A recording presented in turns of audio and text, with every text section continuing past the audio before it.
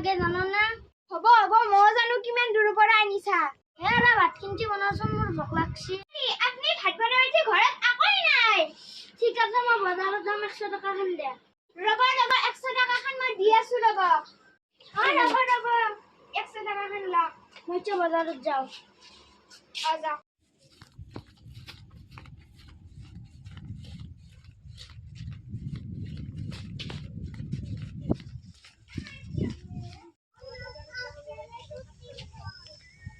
হেৰি আপুনি জিমুৰ পৰা 100 টকা নিছিলে কি কি বজাৰ আনিলে?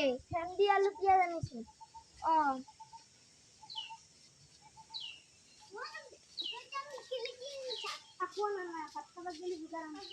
ঘৰত একদম মনে নাই নেকি? অ মা মই ভণ্টিহঁতৰ ঘৰত যাওঁ। লাগি মই যাওঁ।